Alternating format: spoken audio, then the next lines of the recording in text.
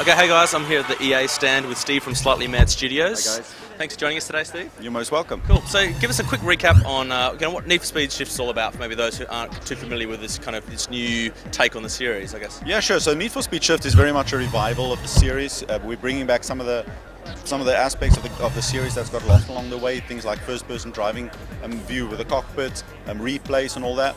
But more than that, far more than that, what we've done with Need for Speed Shift is we're trying to draw the player very much into the game by creating what we call this first-person racing experience and dropping you in the cockpit of the car itself. What we've done is we've modeled a highly detailed character in the car, and then basically his viewpoint becomes yours, and having a camera attached to his head, so the way he moves, going over little bumps, accelerating, braking, shaking through turns, all of that becomes your viewpoint. You'll find effects like, for example, when you're going really fast, your point of view focusing on the road ahead, you'll get like tunnel vision, the graphics near you will start blurring and all that. And and when you crash, it's sort of like a really intense experience with lots of shaking going on, blurring. You'll hear the guy's heartbeat eventually if it's a severe enough impact. So very much creating this intense first-person recreation of being a race driver. So the racing simulation category is kind of really chock-a-block. There's so many titles out there. How did you guys decide that this was the approach you wanted to do, and how did you kind of convince, I guess EA, to decide to trust you guys with that, with Need for Speed and kind of with this direction of the game?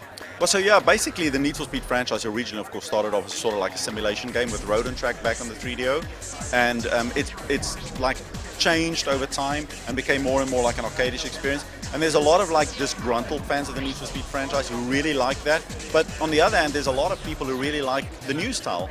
So it was a really wise move of EA to say, look, you know what, let's do this. Let's cater to all audiences.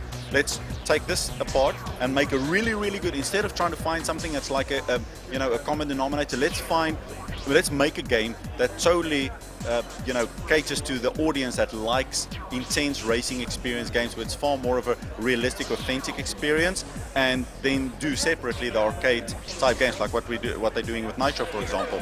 So Need for Speed Shift was basically born out of that, and what we've been able to bring to the table is an absolutely total next-gen physics engine that is very authentic, gives you real immersive handling on the cars, feels like you're driving a real car.